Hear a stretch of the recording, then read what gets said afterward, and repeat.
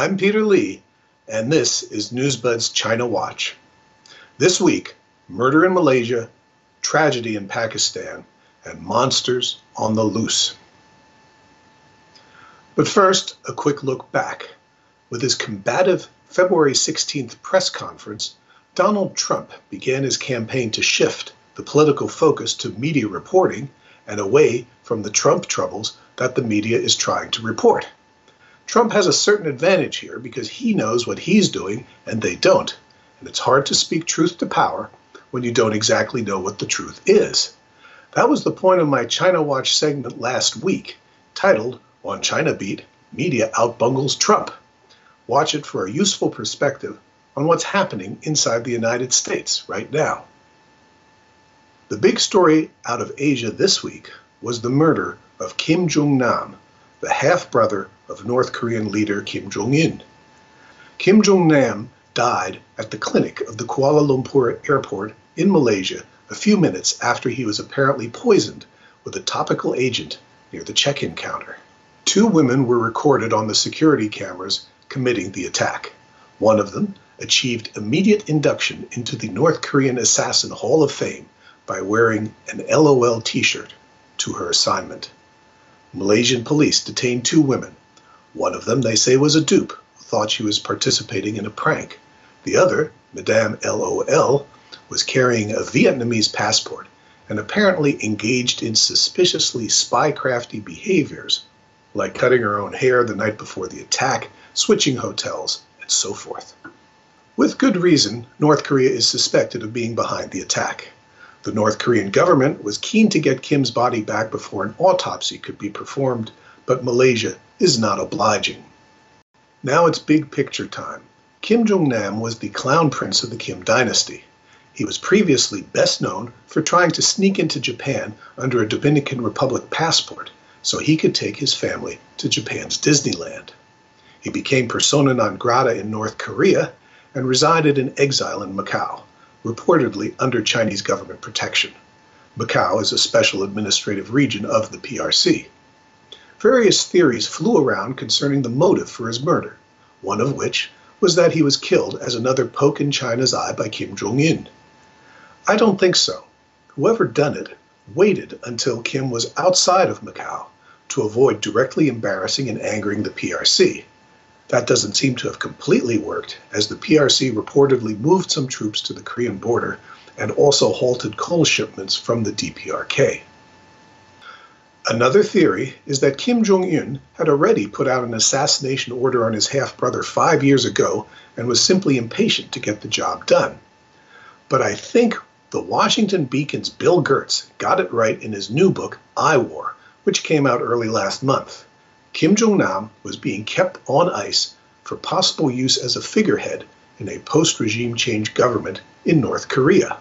Gertz wrote, "The program will include co-opting Kim Jong-nam and conducting information operations that will seek to install the brother as a replacement for the current leader."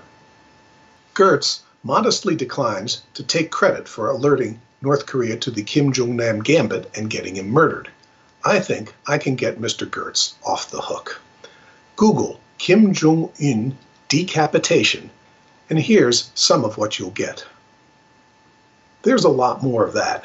Starting in March of 2016, when it became clear that the strategic patience strategy had failed and North Korea was quickly improving its nuclear and missile technologies, South Korean intelligence started talking publicly about some special forces heroics to intimidate Kim Jong-un with the idea that he would get murdered if he went too far with his programs. The flip side of decapitating North Korea is recapitating North Korea. That is to say, bundling the assassination with an internal subversion and regime change program of the sort Gertz was talking about. It looks like the Korean Central Intelligence Agency expected to console the North Korean people, its Communist Party, and its military for the loss of Kim Jong-un with another Kim. The most likely candidate? Genial, pro-Western, Disney-loving Kim Jong-nam. I doubt the Chinese had any illusions that this was a workable plan, but they might have agreed to extend their protection to Kim Jong-nam as a favor to South Korea and to keep their own options open. So, The geniuses at the KCIA probably fast-tracked Kim Jong-nam's murder, not Bill Gertz. The bottom line for Kim Jung Il, I think, was not just fear and anger at his brother. He knows the U.S. right now is looking at two options for North Korea: military action or negotiation. With the death of Kim Jong-nam, a Western pawn in the regime change chess game has been removed from the board, providing an advantage to Kim Jong-un. So, the United States has one more reason to look at the DPRK's preferred alternative: negotiations. And here you go from the February 18th Washington Post. If you're a loyal viewer of China Watch, you saw this coming weeks ago. Pat yourself on the back. So, in the case of North Korea, murder might prevent a war. Not the case, I'm afraid, in Pakistan.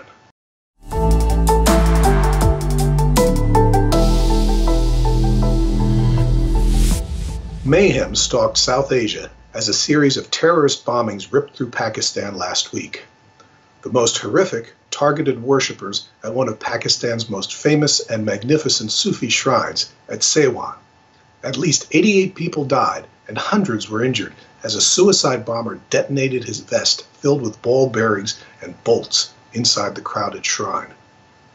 Pakistan blamed Afghanistan directly and India indirectly, with its interior ministry stating foreign elements and intelligence agencies were involved in these incidents. This sort of conclusion is scoffed at by Afghan and Indian analysts, and also by critics of Pakistan's admittedly dysfunctional and dishonest security apparatus, whose modus operandi after every terrorist attack is basically blame everybody, arrest everybody, and, when possible, kill everybody. Indeed, after the Sewan attack, initial reports stated that the Jamaat-ul-Ahrar faction of the Pakistan Taliban, which operates out of havens along the Pakistan-Afghanistan border, had claimed responsibility for the attack.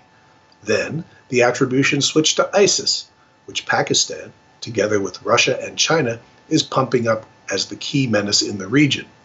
Now, the investigators are saying, well, maybe someone else did it. But I think it would be a dangerous mistake to leap to the conclusion that Pakistan is simply engaged in political ass-covering in accusing India and Afghanistan. As I discuss in an article on Newsbud, anybody who wants to get anything done in Afghanistan deals with terrorists. I suspect the recent atrocities were executed with the encouragement and facilitation of the Indian Secret Services through their extensive apparatus and assets in the region, including the Afghan security services. Why? To provoke reprisals, further poison relations between Pakistan and Afghanistan, and sabotage ongoing discussions brokered by Russia and China that are designed to bring the Afghan Taliban and Pakistan back into Kabul at India's expense. The most recent round of discussions, held in Moscow on February 15th, concluded, to the disgust of India, with a call to include the Taliban. An editorial in the Indian Express criticized the talks, warning that they would play into Pakistan's hands and bring back the Taliban.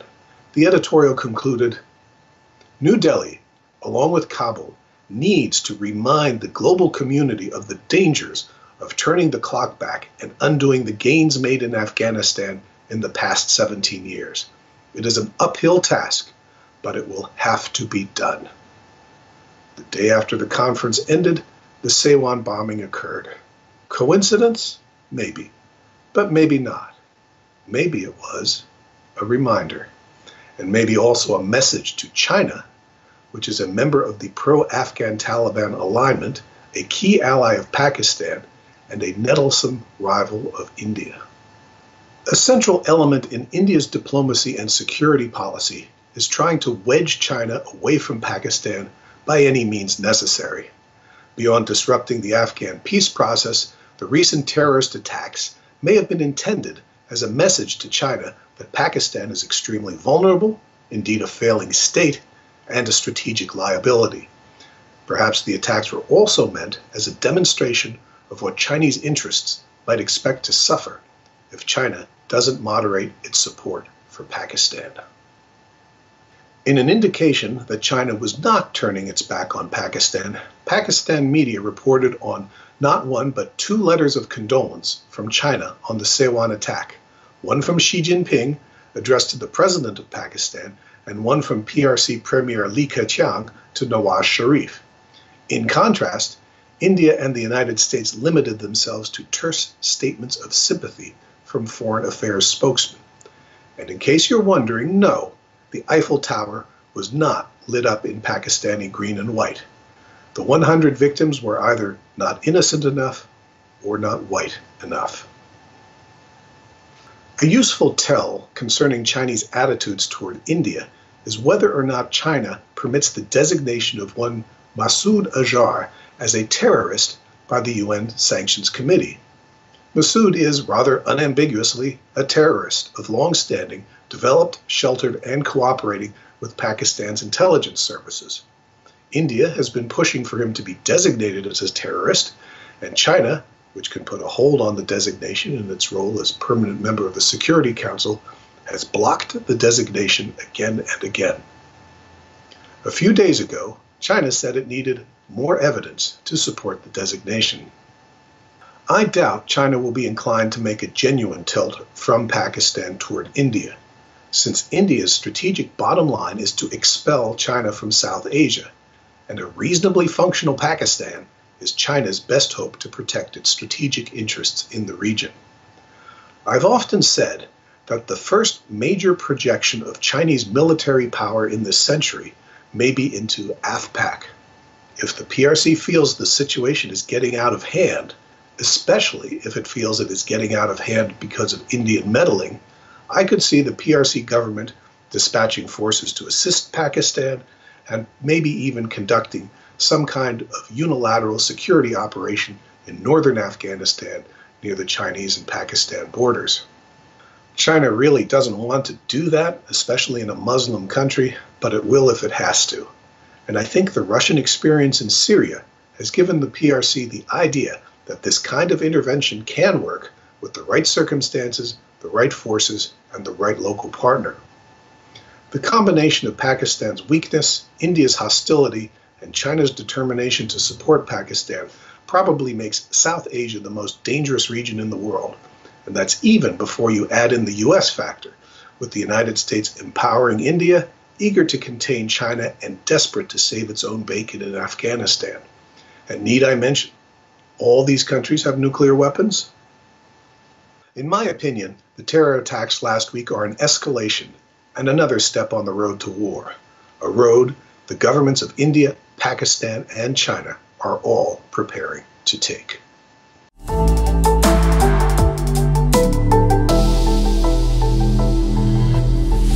Finally, on a lighter note, monsters.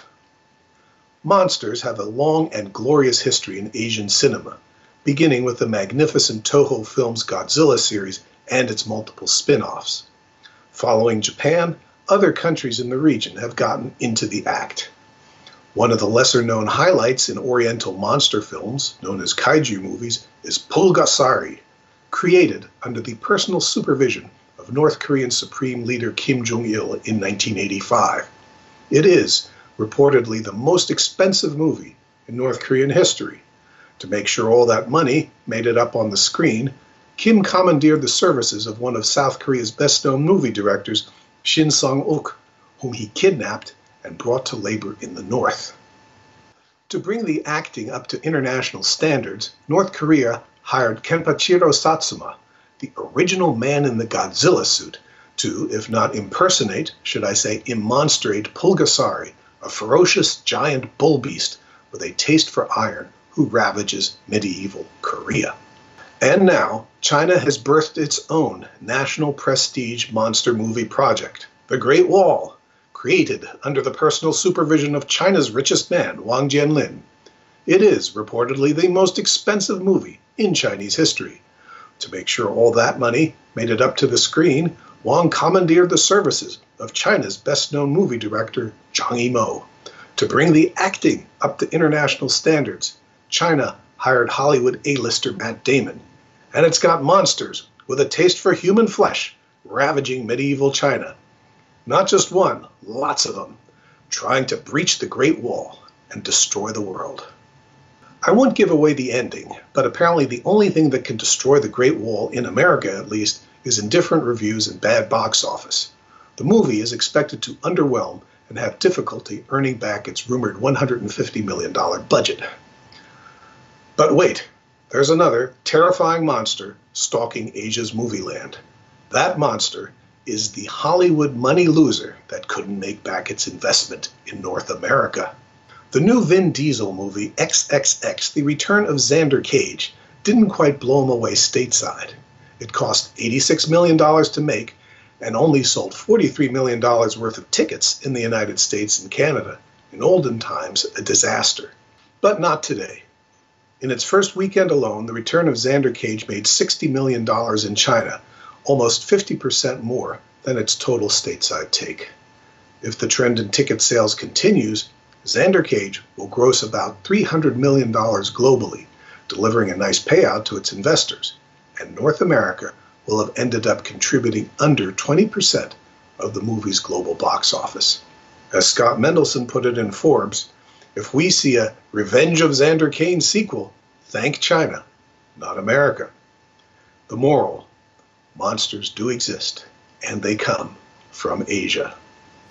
That's all for this week. Thanks for watching. If you're watching this on YouTube, go to newsbud.com, where you'll find exclusive content available only to the Newsbud community. I'm Peter Lee for Newsbud's China Watch.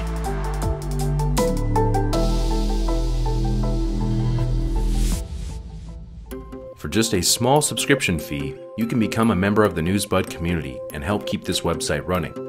Your subscription will provide you with full community access to exclusive content, including videos and articles from Newsbud's team of experts and analysts, as well as a members-only monthly newsletter from Newsbud's founder, Sibel Edmonds. Sign up today for full access at newsbud.com.